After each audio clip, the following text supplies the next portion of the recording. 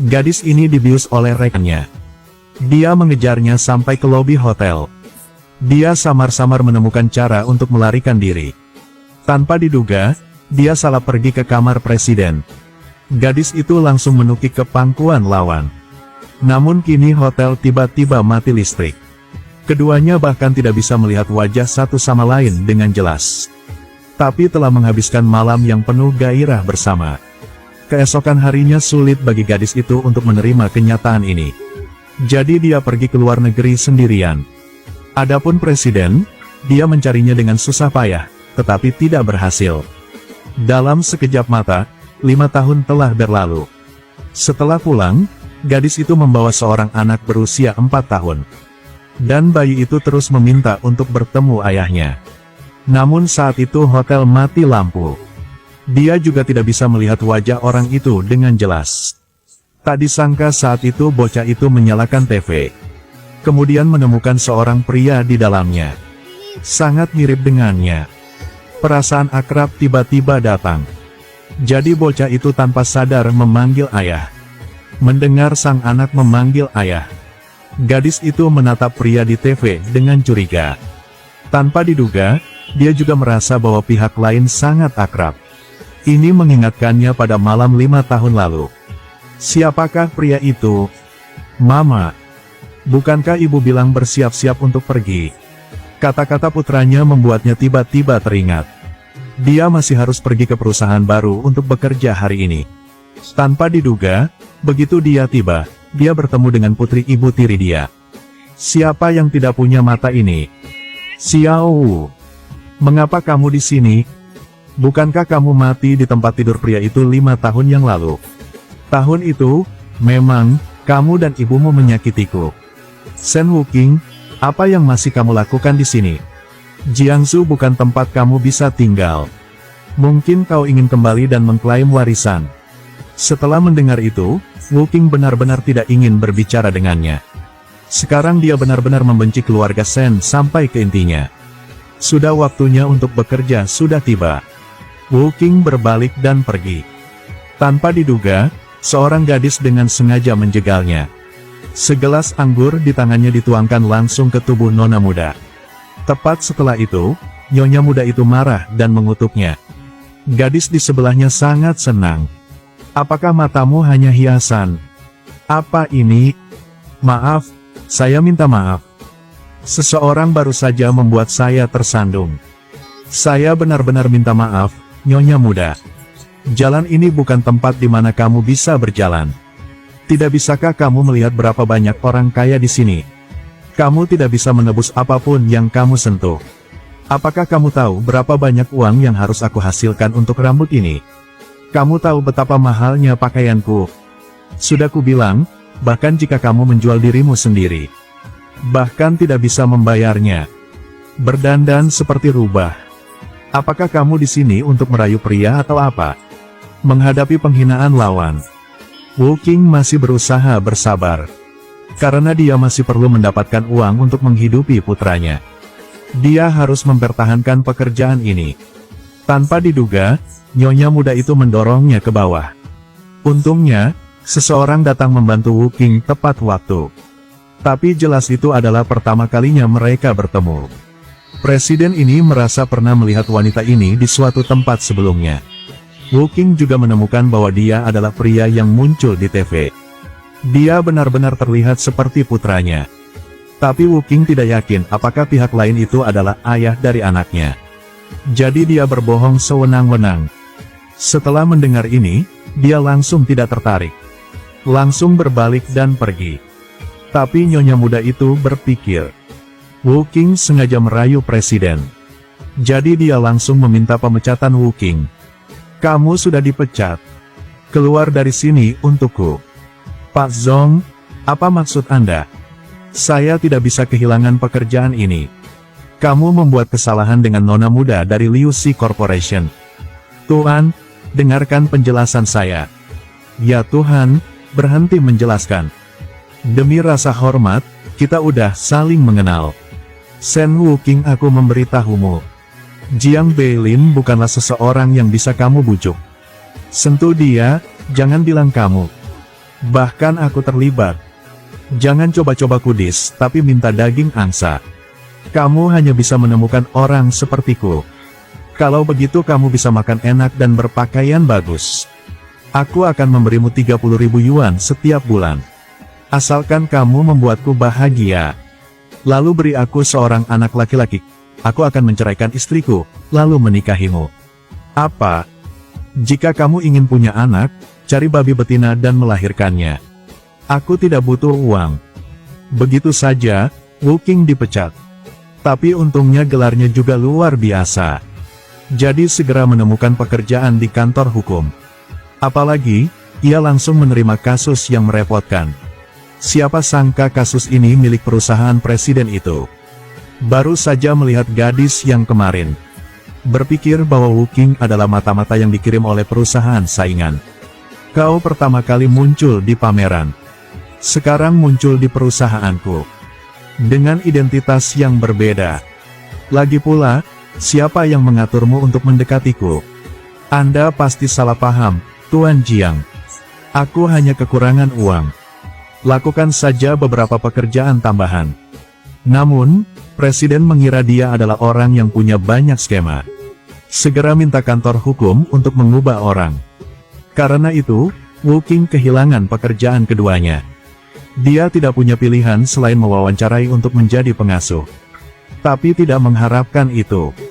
Bahkan ketika dia melamar pekerjaan sebagai pengasuh anak, dia pun datang rumah presiden itu. Itu dia. Udah, sampai jumpa lagi. Apakah ini kebetulan atau memang disengaja? Sampai jumpa lagi. Jelaskan, kenapa kamu ada di sini? 2 hari, 3 pekerjaan. Kamu begitu kekurangan uang kan? Aku sengsara sekarang. Itu semua salah dia. Aku menyesal tidak bisa memukulmu hingga wajahmu memar. Kamu tanya kenapa aku di sini? Aku pengasuh yang baru direkrut. Aku benar-benar tidak bermaksud bertemu denganmu kemarin. Tapi wanitamu tidak akan memaafkanku. Bahkan membuatku kehilangan pekerjaan di tempat itu. Jadi mata pencaharian juga hilang. Kamu bilang kenapa aku di sini? Sekarang pekerjaan ini hilang juga. Apakah kamu bahagia? Kamu memang adalah komet. Sekarang kamu memecatku. Apakah aku berhutang sesuatu padamu di kehidupanku sebelumnya? Kamu suka mengejarku. Baik, aku pergi. Selamat tinggal. Tunggu. Apalagi yang kamu mau? Saatnya menunjukkan aktingku. Benar-benar luar biasa. Demi mencari nafkah, tidak mungkin untuk tidak bertindak. Bekerja di pameran. Aku akan mengatur seseorang untuk memeriksa. Aku sudah memberitahumu kemarin. Kamu datang ke K Corporation untuk menjadi pengacara pribadi saya. Jika kamu setuju, kamu dapat terus melakukan pekerjaan ini. Seperti yang diharapkan, dia berhasil. Shen Wu Qing, apakah kamu benar-benar dia atau bukan? Saya pasti akan menyelidiki untuk kejelasan. Ternyata Presiden juga mencurigai Wu Qing. Apakah itu gadis dari 5 tahun yang lalu?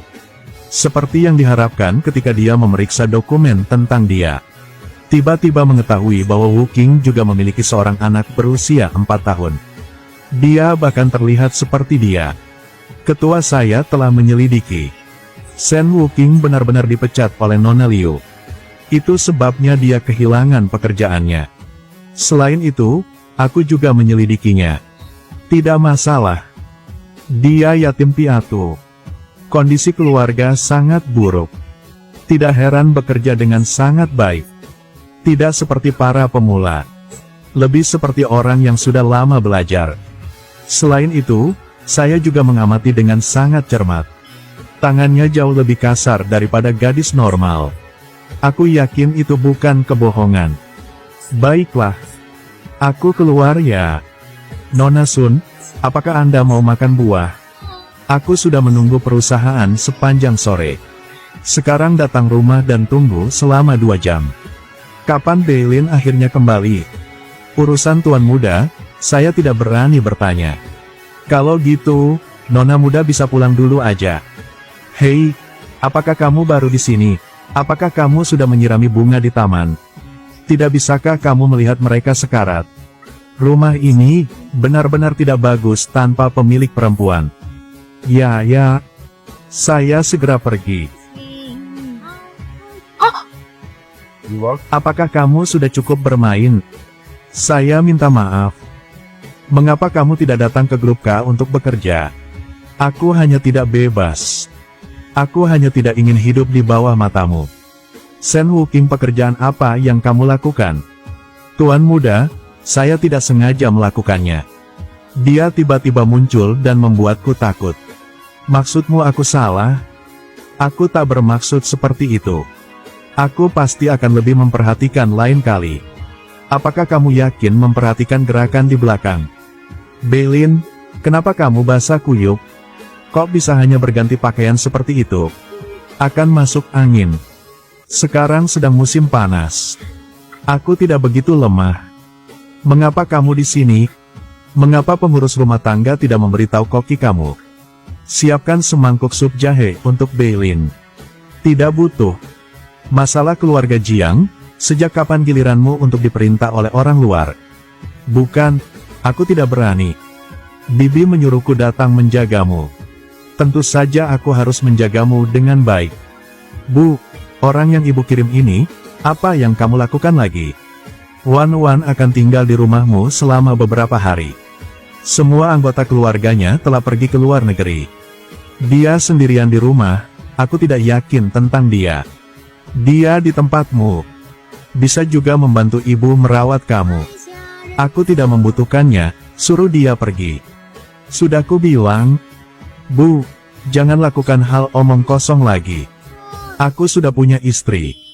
Maksudmu gadis dari 5 tahun yang lalu.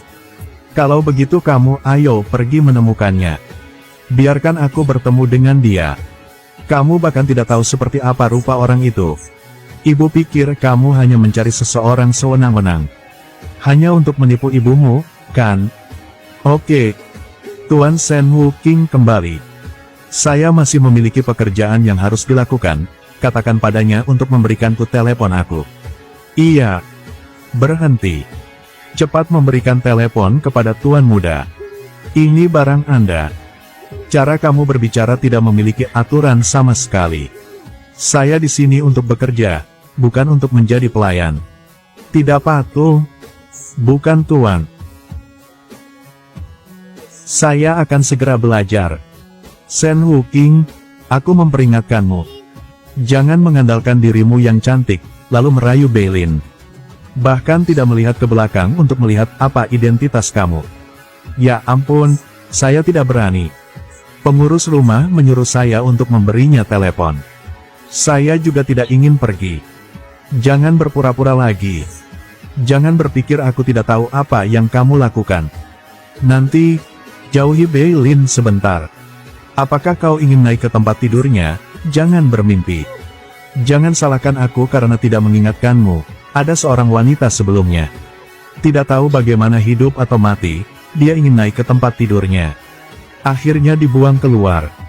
Jika kau berani memiliki niat dengannya, maka jangan lakukan pekerjaan ini lagi. Andai saja Anda menyukainya seperti itu. Ayo ikat dia di pinggang Anda.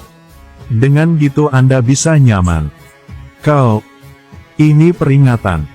Jika ada waktu berikutnya, aku tidak akan bertindak lembut seperti itu. Dia juga tidak keluar dan mendengar dan melihat. Siapa yang berani menyinggung aku? Mengandalkan pengasuh kecil sepertimu tidak sepadan. Tonton hingga kini, ayo kita suka dan bagikan. Untuk menonton wanita ganas ini. Apa yang dia akan lakukan untuk mendapatkan Beilin? Dan apakah Beilin dan Wuking saling mengenali? Dan tinggal bersama atau tidak? Mari kita tunggu bersama ya. Baiklah, sampai jumpa lagi.